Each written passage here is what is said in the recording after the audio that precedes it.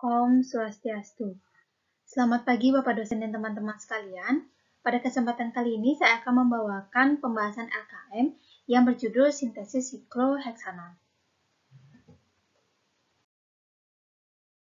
Sebelum memulai pembahasan LKM, izinkan saya untuk memperkenalkan diri. Perkenalkan, nama saya Nikoma Ayunita Chandra Dewi dengan NIM 19130311014 dari kelas 5A Pendidikan Kimia. Pada LKM ini ada 15 soal. Kita mulai dari soal yang pertama. Apa yang dimaksud dengan reaksi oksidasi reduksi dalam kimia organik dan beri contohnya? Langsung saja jawabannya, yaitu reaksi oksidasi dalam kimia organik didefinisikan sebagai reaksi yang berlangsung dengan pengikatan oksigen atau pelepasan hidrogen. Sedangkan reaksi reduksi merupakan reaksi yang berlangsung dengan pengikatan hidrogen atau pelepasan oksigen. Nah, contohnya adalah sintesis sikloheksanon, di mana ada suatu sikloheksanon ketika dioksidasi itu akan menjadi sikloheksanon dan ditambah dengan H2O yang merupakan air. Kemudian soal yang kedua, senyawa-senyawa organik dapat mengalami beberapa jenis reaksi. Sebutkan jenis reaksi tersebut. Yang pertama adalah reaksi substitusi. Yang mana kita ketahui reaksi substitusi atau biasanya disebut dengan reaksi penggantian yang melibatkan satu kelompok gugus fungsional dalam suatu molekul oleh suatu gugus fungsional lain. Nah, reaksi substitusi dalam kimia organik diklasifikasikan menjadi reaksi substitusi elektrofilik dan nukleofilik yang pada pembahasannya sudah dilakukan pada pembahasan sebelumnya. Contohnya saja pada untuk CH3Cl ditambah dengan NaOH dengan bantuan H2O. Maka gugus Cl ini akan digantikan oleh gugus OH pada NaOH sehingga menghasilkan CH3OH ditambah NaCl, di mana CH3OH merupakan metanol dan NaCl adalah natrium klorida yang merupakan garam. Kemudian untuk reaksi adisi, yaitu adalah reaksi yang melibatkan penggabungan dua atau lebih molekul untuk membentuk suatu molekul lain. Contohnya saja pada suatu molekul yang terdapat pada slide, itu bergabung dari ikatan rangkap, itu berubah menjadi ikatan tunggal karena adanya penggabungan dari suatu senyawa satu menjadi dua senyawa. Kemudian reaksi yang ketiga adalah reaksi eliminasi. Sesuai dengan nama reaksinya eliminasi adalah penghapusan atau pengeliminasi reaksi organik ketika dua substituen itu dilepaskan dari suatu molekul. Biasanya reaksi ini membentuk ikatan rangkap. Dari ikatan tunggal dieliminasi menjadi ikatan rangkap, seperti pada contoh. Kemudian reaksi penataan ulang. Reaksi penataan ulang ini terjadi ketika kerangka karbon suatu molekul disusun ulang untuk menghasilkan isomer struktural dari molekul aslinya. Contohnya saja pada karbokation sekunder itu ditata lebih ulang menjadi karbokation tersier. Kemudian reaksi yang kelima adalah reaksi oksidasi reduksi atau yang kita sering sebut dengan reaksi redoks. Reaksi redoks ini merupakan suatu reaksi yang dicirikan dengan adanya transfer elektron atau perubahan nilai bilox atau bilangan oksidasi zat yang terlibat dalam suatu reaksi. Contohnya saja terjadi pada reaksi yang ada pada slide. Kita lanjut ke soal yang ketiga. Sebutkan jenis reaksi yang terjadi pada 3 jenis alkohol, primer, sekunder, dan tersier, dan berikan contohnya. Ada reaksi yang pertama adalah reaksi oksidasi. Ketika alkohol primer adalah di mana gugus OH terletak pada C yang primer atau C yang mengikat satu gugus H, itu dioksidasi menjadi aldehid, kemudian dari aldehid dioksidasi lagi menjadi asam karboksilat. Untuk alkohol sekunder itu adalah alkohol gugus OH yang terletak pada C sekunder. Itu dioksidasi akan menghasilkan mohon maaf ada salah ketik yaitu keton. Kemudian ketika dioksidasi lagi tidak bisa. Kemudian untuk alkohol tersier itu tidak dapat dioksidasi kembali. Kemudian ada jenis reaksi yang kedua adalah reaksi eliminasi. Yang pertama adalah alkohol primer atau dalam hal ini adalah etanol, itu dieliminasi menjadi etena dan air. Kemudian untuk alkohol sekunder contohnya adalah 2-propanol, itu dieliminasi menjadi propena dan air. Kemudian untuk alkohol tersier itu contohnya adalah T-butyl alkohol, itu akan dieliminasi menjadi metilpropena dan air. Kemudian soal yang keempat, jelaskan karakteristik penting senyawa sikloheksanol serta cara pembuatannya. Untuk karakteristik yang dimiliki oleh sikloheksanol sebagai bahan dasar pembuatan sikloheksanon adalah memiliki titik didih sebesar 161 derajat Celcius, kemudian memiliki gugus OH pada C sekunder atau C yang terletak yang mengikat dua gugus lainnya. Kemudian dapat menghasilkan sebanyak 90% sikloheksanon dengan bantuan oksidator kuat. Nah, cara pembuatannya adalah sikloheksanon direaksikan dengan asam kromat sehingga terjadi reaksi oksidasi yang menghasilkan sikloheksanon. Heksanon murni didapatkan dari pemurnian sikloheksanon dengan mendestilasi. Tujuan dari destilasi ini untuk menghilangkan pelarutnya berupa eter, yang mana eter ini akan menetes pada suhu 34 derajat Celcius, sedangkan sikloheksanon ini akan menetes pada suhu 151 derajat Celcius. Yang mana kita ketahui destilasi adalah suatu metode pemisahan berdasarkan kemampuan suatu zat itu mudah menguap atau volatilitas. Nah, pada hal ini digunakan destilasi untuk pelarutnya eter yang mana memiliki menetes pada suhu 34 derajat Celcius. Artinya ketika didestilasi, eter ini akan mudah menguap terlebih dahulu. Kemudian pada suhu 151 derajat Celcius, sikloheksanon ini baru akan menetes pada suhu tersebut. Jadi dapat dipisahkan antara eter dan sikloheksanon berdasarkan titik didihnya. Kemudian soal yang kelima, jelaskan mekanisme reaksi oksidasi sikloheksanol. Sikloheksanol ini direaksikan dengan asam kromat yang mana sebagai oksidator kuat dapat menyebabkan terbentuknya kromat ester. Kromat ester ini akan memberikan gugus keton. Produk sampingan yang akan terbentuk yaitu ion krom atau krom yang memiliki bilox 4 atau Cr4+, yang mana itu tidak bersifat stabil dan akan berubah menjadi suatu ion krom yang lebih stabil yaitu Cr3+. Nah, soal yang keenam adalah sebutkan alat dan bahan beserta fungsi yang digunakan dalam sintesis sikloheksanon. Yang pertama adalah Labu Erlenmeyer, itu untuk wadah mencampurkan larutan dan bahan-bahan analisa. Kemudian termometer itu untuk mengukur suhu suatu reaksi. Kemudian labu dasar bulat itu untuk wadah pengekstrak larutan. Kemudian yang keempat adalah alat destilasi sederhana, itu untuk mendestilasi atau memisahkan eter dari sikloheksanon. Yang kelima adalah penanas air untuk memanaskan larutan. Yang keenam adalah gelas ukur untuk mengukur cairan.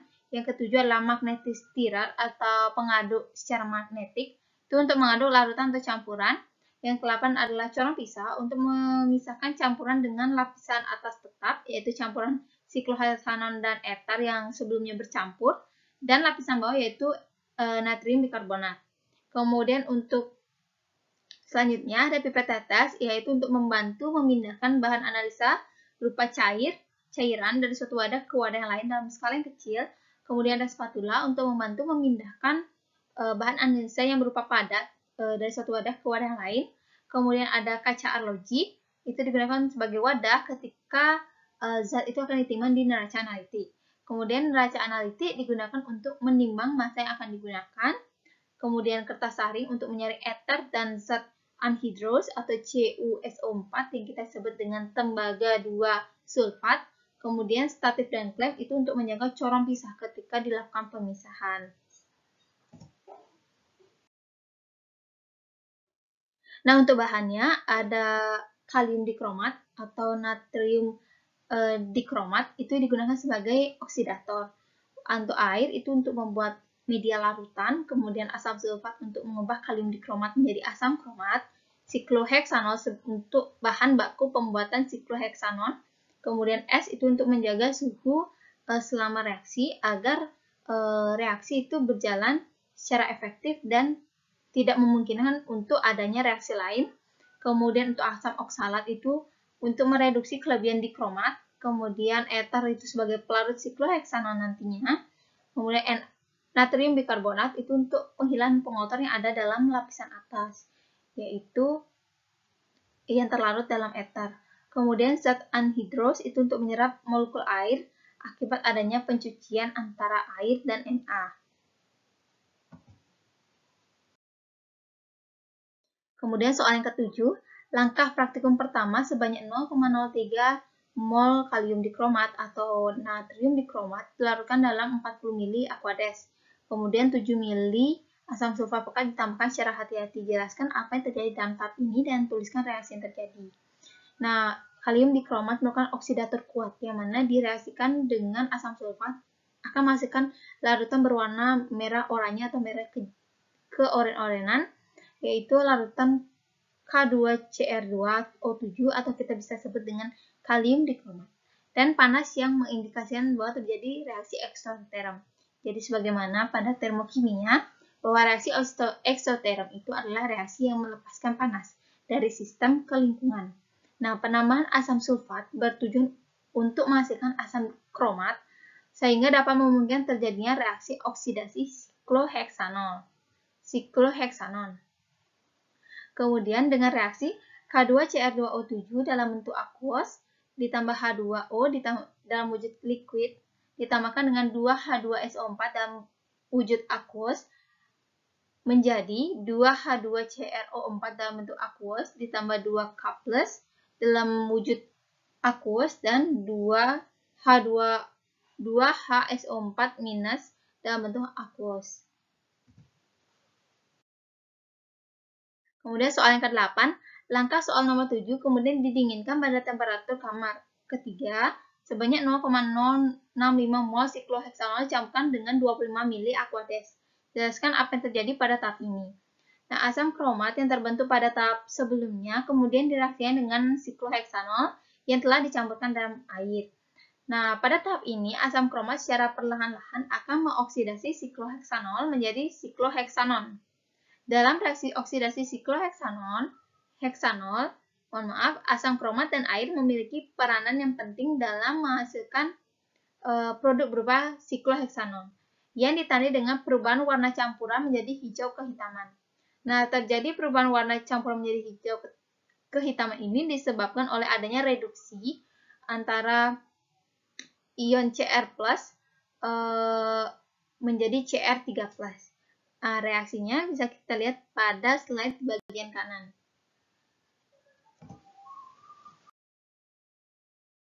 Soal nomor 9, yaitu adalah temperatur pengadukan pada langkah 8 dijaga pada suhu 55 derajat Celcius dan didinginkan di dalam penanganan air es. Jelaskan apa tujuan langkah ini.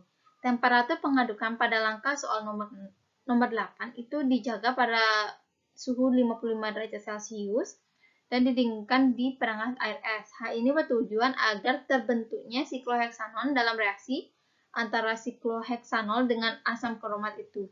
Karena apabila suhu berada di atas 55 derajat Celcius, maka ada kemungkinan pemutusan ikatan antar molekulnya sehingga sikloheksanon itu tidak dapat terbentuk.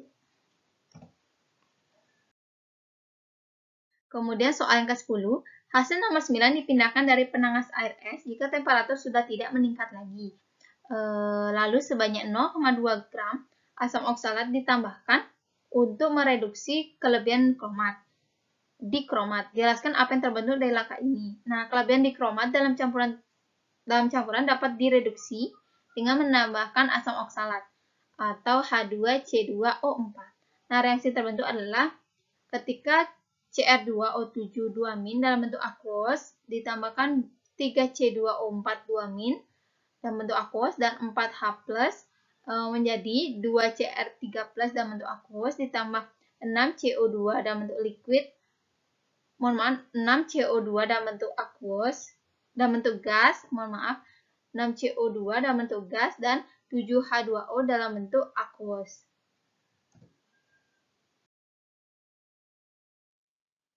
Kemudian soal yang ke-11, campuran langkah 10 dipindahkan dalam corong pisah dan ditambahkan dengan 35 ml Aquades, kemudian diekstrak dengan etat 25 ml sebanyak 3 kali. Jelaskan tujuan langkah ini.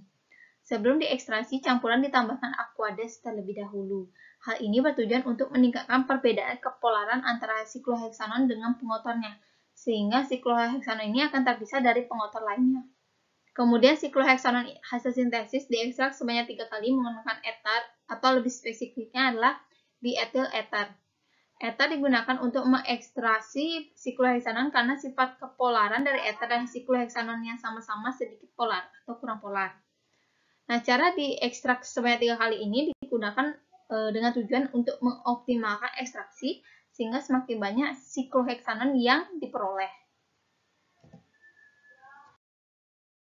Kemudian soal ke-12, lapisan etarnya digabung, dicuci dengan air, dan larutan natrium bikarbonat. Lapisan air dan lapisan natrium bikarbonat dipisahkan dengan lapisan etar.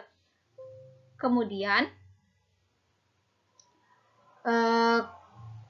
dikeringkan dengan CuSO4 anhidros. Campuran tersebut disaring dan dimasukkan ke dalam labu dasar bulat. Lalu campuran tersebut didestilasi etar, dipisahkan pada suhu 34 derajat Celcius. Apakah yang dipakai membuktikan bahwa tahap ini positif dan menghasilkan sikloheksanon? Jawaban dari soal nomor 12 adalah campuran didestilasi untuk pemurnian sikloheksanon dengan menghilangkan perlarutnya berupa etar, yang mana etar akan menetes pada suhu 34 derajat Celcius seperti pembahasan sebelumnya, dan sikloheksanon akan menetes pada suhu 151 derajat Celcius. Dengan demikian akan diperoleh sikloheksanon berdasarkan proses metode pemisahan destilasi. Soal ke-13, cara menghitung rendemen dan gram sikloheksanon yang diperoleh dari percobaan ini. Yang pertama, kita tuliskan persamaan terlebih dahulu. Kemudian kedua adalah menghitung mol sikloheksanol. Kemudian menghitung mol sikloheksanon berdasarkan hasil perhitungan mol sikloheksanol, yang mana pada hal ini adalah 1:1. Kemudian untuk hitung massa sikloheksanon dengan rumus mol sikloheksanon dikali mR dari sikloheksanon. Kemudian hitung persentase rendemen dengan rumus massa hasil percobaan sama dengan massa hasil percobaan dibagi dengan massa secara teoritis dikali 100%. Nah, hasilnya akan diperoleh persentase dari rendemen. Soal yang ke-14 itu adalah sebutkan perbedaan metode sintesis sikloheksanon yang ada pada jurnal dengan yang ada pada penuntun praktikum. Pada jurnal itu sintesis sikloheksanon dan 2-metilfuran melalui proses dehidrogenasi sikloheksanon dan dehidrogenasi furfural dengan menggunakan katalis, tembaga, seng, dan aluminium untuk mewujudkan efisiensi energi yang baik, memanfaatkan hidrogen dengan optimal dan ramah lingkungan. Sedangkan untuk penuntun itu sintesis sikloheksanon dari oksidasi sikloheksanol menggunakan asam kromat atau H2CrO4. Kemudian sebutkan bahan dan alat yang digunakan dalam jurnal. Yang pertama ada pipet tetes, gelas ukur, gelas kimia, kertas saring, aluminium, SP2000 gas kromatografi atau kromatografi gas. Kemudian ada tubular fixed bed reactor. Kemudian ada ice trap dan heater atau pemanas. Kemudian untuk bahannya ada larutan dari campuran senyawa tembaga nitrat. Kemudian ada seng nitrat, aluminium nitrat, sebanyak konsentrasinya adalah 1 molar. Kemudian untuk 1 molar larutan natrium 2 karbonat atau Na2CO3, kemudian adalah sikloheksanol sebagai bahan baku untuk pembuatan sikloheksanon. Baik, itu adalah pembahasan dari LKM yang berjudul sintesis oksidasi sikloheksanol menjadi sikloheksanon. Mohon maaf dalam penyampaiannya ada kesalahan kata. Saya tutup dengan ucapan terima kasih dan para mesati. Om Santi Santi Santi Om.